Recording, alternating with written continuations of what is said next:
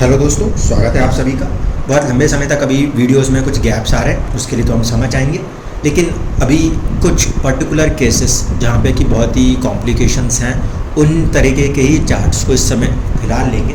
जो बाकी की चीज़ों के चार्ट्स हैं, यानी कि बहुत ही जेन्युइन क्वेश्चंस के जो चार्ट्स हैं, इनको कुछ समय के बाद दोबारा लेना शुरू कर देंगे। इस समय आपके सामने जो एक कुंडली है, ये एक्चुअल में सप्तांशा है, D7 है, जो कि संतान उत्पत्ति के लिए जो कुछ भी बारीकियां हैं उसको समझने के लिए इस्तेमाल होती है। जब एक चार्ट आया तो चार्ट के अंदर हमने उसका जो टाइम है, बर्थ टाइम, उसको थोड़ा सा मॉडिफाई करके चेक किया कि सप्तांशा कहाँ पे जाके अपने आप को एक्टिव कर पा रहा है या इनएक्टिव कर पा रहा है। लगन कुंडली आपके लिए कम से कम दिन भर में 2 घंटे का एक टाइम फ्रेम लेकर चलती है, क्योंकि हमारे पास 24 घंटे हैं और 12 लगन है।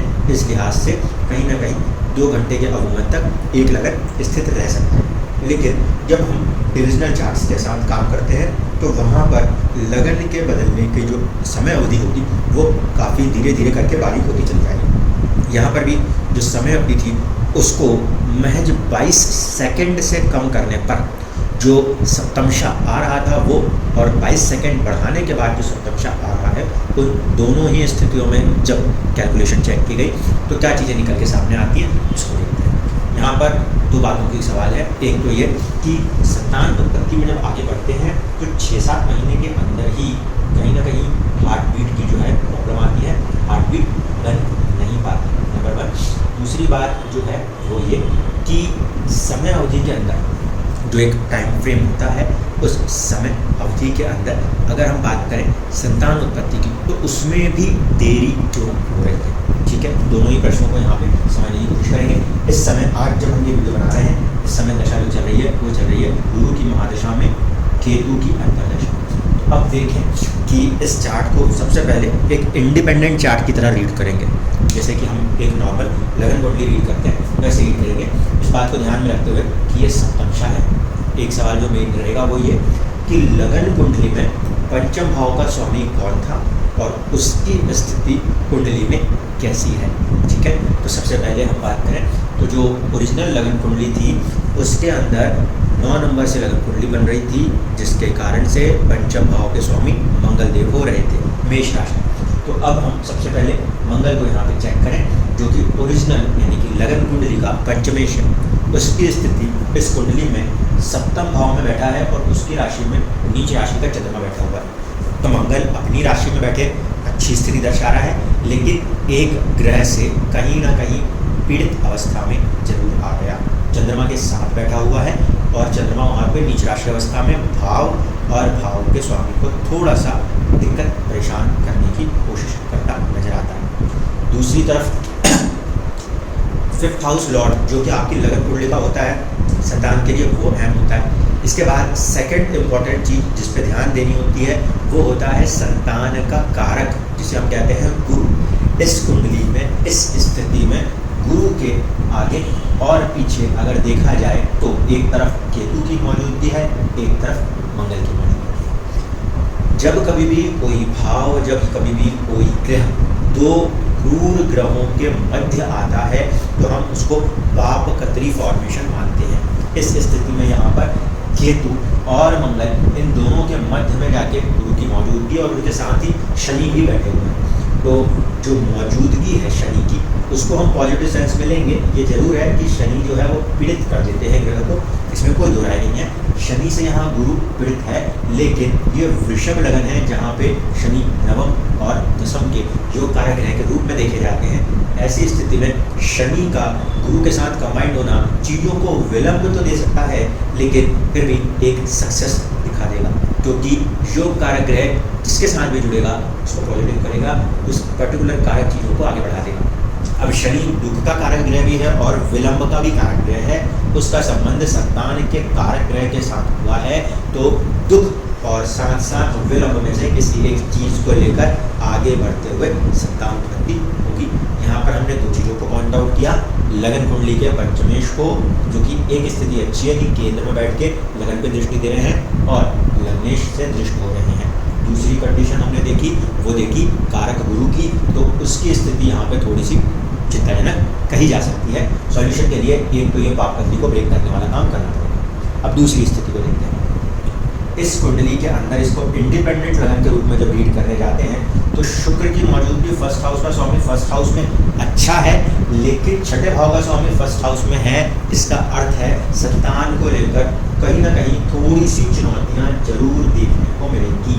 इस बात को मान के चलिए, क्योंकि 6, 8, 12 के स्वामी जब उस लगन का भी स्वामी हो और वहाँ बैठे तो वो लगन के लिए तो अच्छा करने की कोशिश करेगा, लेकिन उसका जो दूसरा भाव जहाँ कहीं उसकी दूसरी राशि आएगी उस प्रभाव को त्याग नहीं सकता। इसलिए ये इस बात का सूचक बनता है कि हाँ, चीज़ें थोड़ी सी संघर्ष के साथ होती हुई नजर आएंगी। छठा भाव इसलिए संघर्ष कह रहे हैं, विलंब नहीं कह रहे। विलंब कारक होता है अष्टम या शनि के। ठीक है। दूसरी कंडीशन, यहाँ का जो पंचमेश बन रहा है वो है बुध, और उसकी मौजूदगी जो हो रही है वो हो रही है कहीं ना कहीं कुंडली में दसम भाव। पांचवें का स्वामी पंचम भाव से, पांचवें का स्वामी पंचम भाव से 6, 8 की स्थिति होने के कारण भी फिर विलंब की स्थितियों को दर्शाने लगेगा अपने भाव से 6, 8। तो कहीं ना कहीं यहाँ से गिन के देखेंगे तो ये 6 घर आगे है, यानी कि संघर्ष की स्थिति हुई, और 8 जब हम देखेंगे तो विलंब से सत्ता उत्पन्न होगी, जिस कॉम्बिनेशन की तरफ इशारा करने की कोशिश करता नजर आता है। दूसरा फैक्टर जिसको भी ध्यान से समझना होगा ये कि यहाँ पर इस कुंडली के अंदर जब हम इस पंचमेश को देख रहे हैं तो ये पंचमेश शनि की तीसरी दृष्टि में भी है और मंगल की चौथी दृष्टि में भी है। 2 क्रूर कठोर ग्रहों का सीधा प्रभाव उसके ऊपर है। फिर से यहाँ पे एक बात करेक्ट कर दें कि इस स्थिति में शनि योग कारक है, इसलिए उसकी दृष्टि नेगेटिव सेंस में नहीं ली जाएगी, लेकिन वो फिर भी क्योंकि दुख का कारक है, पीड़ा देने में सक्षम है, इस कारण से क्रूर ग्रह होने की वजह से मंगल और शनि की साझा दृष्टि जो है वो कहीं ना कहीं गर्भपात को दर्शाती है। ठीक है। ये दोनों ही कठोर ग्रह जो हैं, इसमें जब मंगल की इन्वॉल्वमेंट होती है तो एबॉर्शन की बातें अक्सर देखने को मिलती हैं, और दोनों ही कठोर क्रूर पापी ग्रहों से दृष्टि होने के कारण यहाँ पर ये चुनौती भी किसी न किसी रूप में देखने को मिली। अब ये जो दशा अवधि है, ये दशा अवधि है गुरु की महादशा में केतु की अंतर्दशा। गुरु की महादशा, गुरु संतान का कारक होता है दोस्तों। इस कारण से जब कोई ग्रह की दशा चल रही हो तो उसके कारक तत्व संबंधित रिजल्ट्स हमको जीवन में देखने को मिल सकते हैं। इनके लिए ये लगन का स्वामी भी है और सुख चतुर्थ भाव का स्वामी भी है। पंचम का स्वामी नहीं है, लेकिन फिर भी पहले भाव का स्वामी होने के साथ साथ संतान का कारक ग्रह होने के कारण महादशा सक्षम है संतान उत्पन्न कराने की तरफ आगे आने में। अंतरदशा का जो स्वामी है वो हो रहा है केतु, और केतु इस कुंडली में भाग्य में शनि के अधीन, दुख के कारक ग्रह के अधीन होकर विलंब के अष्टम भाव में बैठा हुआ है, जो चीज़ों को डिले करता हुआ दिखाता है। प्लस केतु की दृष्टि लगन पर भी है और केतु की दृष्टि ही कहीं ना कहीं पंचम पर भी है, तो केतु सक्षम। एक और बात को ध्यान से समझ लेना, इस स्थिति में इस पंचम भाव पर शनि की 10वीं दृष्टि और केतु की दृष्टि जो साझा रूप से प्रभाव कर रही हैं, जो कि नुकसान को दर्शा रही है, उत्पन्न होते होते चीज़ों को बीच में रोकने में विलंबता दिखाने का प्रयास कर रही हैं।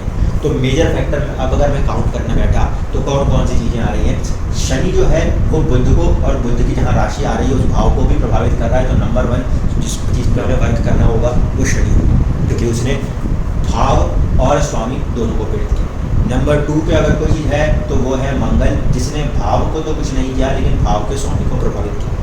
तीसरी स्थिति में केतु है, जिसने भाव के स्वामी को तो कुछ नहीं किया लेकिन भाव को प्रभावित किया। यानी कि इन 3 ग्रहों के ऊपर वर्क करना पड़ेगा। ये तीनों ही पृथकतावाद के ग्रह हैं, इसीलिए जब इनकी दशा अंतरदशाओं में चल के ऐसा कुछ होगा तब तक हमारे लिए चुनौती उत्पन्न हो जाएगी। अब फिर बात ये उठती है कि अब संतान उत्पत्ति की फिर दशा क्या होनी चाहिए।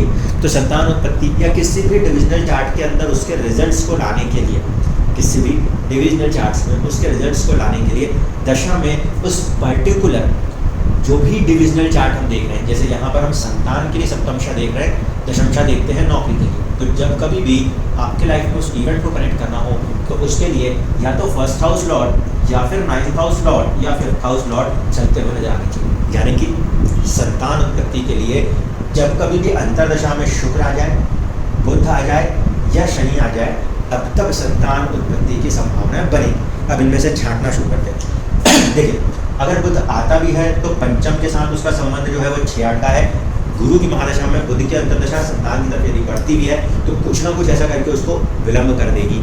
सेकंड केस में आए शनि यहाँ पे भाग्य का स्वामी तो है लेकिन अष्टम में बैठा है, तो गुरु की महादशा में अगर शनि की अंतर्दशा बन भी जाती है तो भी संतान में विलंब को दर्शाएगा, क्योंकि वो नवम के साथ जुड़ा जरूर है लेकिन अष्टम में जाके विराजमान हो गया। तो फिर ज़्यादा स्ट्रॉन्ग कॉम्बिनेशन कौन बना पाएगा, वो होगा शुक्र, क्योंकि शुक्र यहाँ पे फर्स्ट हाउस लॉर्ड भी है और साथ ही साथ वो उसी भाव में बैठा हुआ है।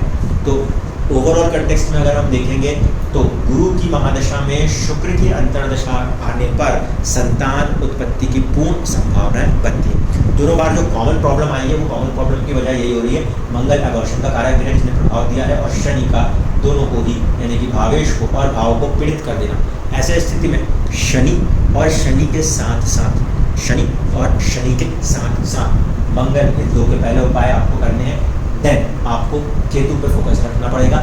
यहाँ पे जब हम शनि पे काम करेंगे तो केतु शनि की राशि में होने के कारण काफ़ी हद तक डिस्पोजिटर थ्योरी के कंसेप्ट से उसके ऊपर भी आप काम कर लोगे। इन दोनों के जो भी सॉल्यूशंस हैं उसके बाद जाकर हम फाइनली केतु के सॉल्यूशन पे जाएंगे, क्योंकि केतु भाग्य में बैठा है। संतान संबंधित चीज़ों को लेकर भाग्य के ऊपर वो अपना एक बहुत ही महत्वपूर्ण प्रभाव दिखाता हुआ नजर आ रहा है। केतु ऐसा समझ लीजिए कि अगर भाग्य भाव में बैठा है तो या तो व्यक्ति का बहुत ही स्पेसिफिक भाग्य होता है उस चीज़ को लेकर, या फिर उस चीज़ में भाग्य की सहायता ना मिल सके वो इसकी कोशिश करता है, क्योंकि उसमें जहाँ कहीं पर भी केतु की मौजूदगी होगी या तो उस भाव से संबंधित चीज़ों में बहुत कुछ बारीकी होगी, अन्यथा बिल्कुल सूखापन होगा।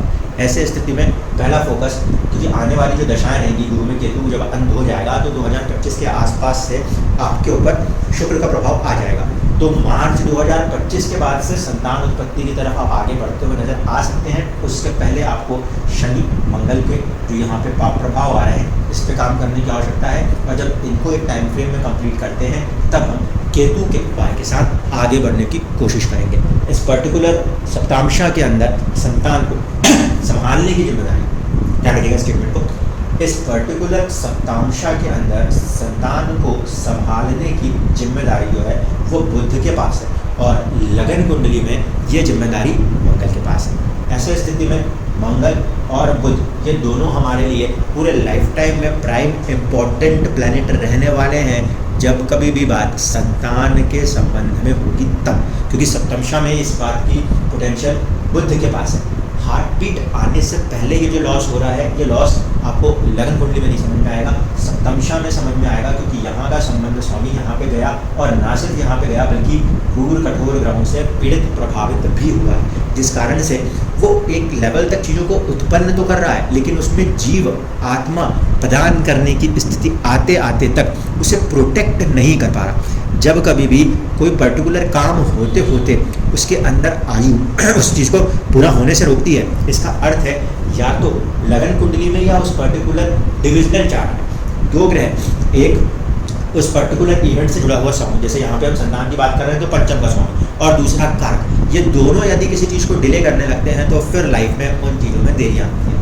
यहाँ पे बुध इस चीज़ को डिले करता नजर आ रहा है और गुरु की मौजूदगी अष्टम के रूप में होकर यहाँ बैठने के कारण भी एक विलंब दिखा रही है, तो कारक भी विलंब दिखा रहा है और पंचमेश भी कहीं ना कहीं विलंब दिखा रहा है। इसलिए थोड़ा और ज़्यादा समय अवधि हमें जीवन के अंदर उस सुख को